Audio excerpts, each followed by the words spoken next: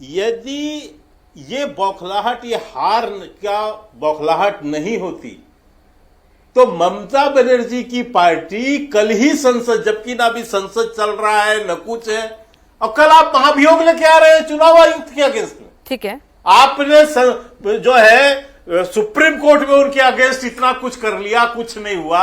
अब आप ये नौटंकी नाबाजी कर रहे हैं, आपके हाथ में कुछ नहीं बचा है। आप समझ गए कि हम चुनाव हार रहे हैं। पहले से कहो हमने तो जी महाभियोग दे दिया था जी, हमने तो पहले ही आरोप लगा दिया था, चुनाव आयोग तो सर, आप लोग दोनों लोग बड़ी बड़ी बातें करने का मैं आपको एक एक मौका पूरा दूंगी आपके जीत के दम का, लेकिन उसके बाद मैं डेटा पर बात करना चाहूंगी, क्योंकि अंततः सवाल ये उठता है, नारे अपनी जगह होते हैं, दावे अपनी जगह होते हैं, हर पार्टी करती है, ठीक है, निर्दलीय से लेकर सत्तारूढ़ पार्टी हो, विपक्ष हो, हर कोई कहता है हम ही जीत रहे हैं। लेकिन डेटा क्या कहता है, नंबर गेम क्या कहता है, वोट परसेंटेज क्या कहता है, वो मैं आपके सामने रखूंगी। हमारे साथ टीएमसी के प्रवक्ता संजय शर्मा जी भी इस वक्त जुड़े हुए हैं। संजय जी, यहां पर सीधे सीधे बौखलाहट करार दे रहे हैं वो दीदी के, वो कह रहे हैं कि आपको लग गया है कि आप हार रहे हैं, तो सरेंडर कर दिया दीदी, आपको कोशिश कर रही है कि विजय रथ जो बीजेपी का चला है उसे सेकंड फेज में रोकेंगी। जरूरत नहीं है, पहले फेज में इनका काम ऐसा तमाम हो गया है कि अब सेकंड फेज के अपने कार्यकर्ताओं का उत्साह बनाए रखने के लिए भारतीय जनता पार्टी के नेता ऐसे दावे कर रहे हैं। फर्स्ट फेज की हकीकत यह है कि इनके अपने ही लोग वोट का टाइम खत्म होने से पहले, काफी पहले अपनी जगह छोड़ चुके थे। यह फर्स्ट फेज की कहानी है, काफी सारी विधानसभाओं में ऐसा हुआ है। तो इसलिए सेकंड फेज में इतने बड़े बड़े दावे इसलिए किए जा रहे हैं ताकि इनके कार्यकर्ताओं का मनोबल बना रहे सिर्फ। और मैं आपको बताता हूं, पिछली बार फर्स्ट फेज में इनकी सीटें थी 59, आपकी बार 8 से 9 सीट इनकी कम होने जा रही है फर्स्ट फेज में ही। ठीक है, और किसी भी हालत में वो उससे ऊपर आ नहीं सकते। और सेकंड फेज में तो ये लगभग साफ है, 18 सीटें इनकी पहली थी, 12 से 13 सीटें इनकी आएंगी सेकंड फेज में मैक्सिमम। ठीक है, और चुनावी नतीजे 4 तारीख को फैक्चुअल बात करते हैं, थोड़ा फैक्चुअल बात करते हैं। पहले मुस्लिम बहुल इलाकों में वोटिंग परसेंटेज जो है वो 90, 92 ऐसे जाता था, और उसका नतीजा क्या होता था कि जो कलकत्ता का, मतलब सॉरी पश्चिम बंगाल का जो ओवरऑल वोटिंग परसेंटेज होता था वो अच्छा रहता था, काफी ज्यादा अच्छा रहता था दूसरे राज्यों की तुलना में। तो इस बार हमने एक पैटर्न देखा है, वो आपने भी देखा होगा क्योंकि चुनाव आयोग ने डेटा रिलीज कर दिया है, सबके सामने है, कि जो हिंदू डोमिनेंट वाली सीटें हैं, हिंदू बहुल सीटें हैं, हिंदू वोटर भी ह्यूज टर्नआउट में निकला है। तो क्यों ना माना जाए कि वो बीजेपी का परंपरागत वोटर है, अभी भी मौजूदा स्थिति में 50% में अभी भी बीजेपी के पास है।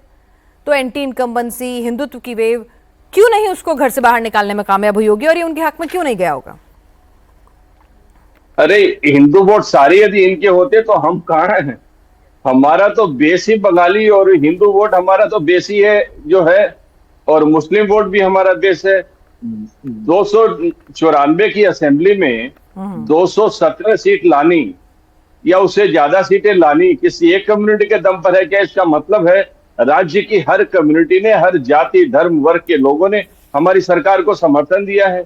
और 2024 में लोकसभा चुनाव में इनको 18 से 12 सीट आने का मतलब है इनके अपने जो परंपरागत वोटर थे वो इनकी चाल चरित्र और चेहरे को समझ चुके हैं, इनसे वापस आ रहे हैं। और इस बार देखिएगा 18 से 12 के प्रोपोर्शनेट में भी इनके सीटें कमेगी, ठीक है, बढ़ेगी नहीं। ठीक है, मैं सेकंड फेज का एनालिसिस भी करूंगी। सेकंड फेज में आप कहां से, ठीक है, बीजेपी के शर्मा जी आप बोले, वो बोले, सबको मौका दे रही हूं, लेकिन मैं आप सेकंड फेज के एनालिसिस पर आऊंगी। उससे पहले एक छोटा सी रिएक्शन में शुद्धशील घोष जी से पूछना चाहती हूँ। शुद्धशील घोष जी हमारे साथ एडिटर देवबंधु मीडिया ग्रुप के इस वक्त जुड़े हुए हैं। शुद्धशील जी, ठीक है, पार्टियों के पास तो भाई जाहिर सी बात है कार्यकर्ताओं को मोटिवेट करके रखना है। सेकंड फेज में अभी वोटिंग बाकी है और हर कोई जीत का दावा करेगा ही, और बनता भी है उनका। लेकिन अगर मैं आपसे पूछूं तो जिस तरह का वोटर टर्नआउट हमने हिंदू डोमिनेटिंग सीट्स पे देखा है, ये पैटर्न आपने पहले कई चुनाव कवर किए होंगे, इससे पहले कभी ऐसा इस तरह का पैटर्न आपको हिंदू डोमिनेटिंग सीटों पर मिला देखने को?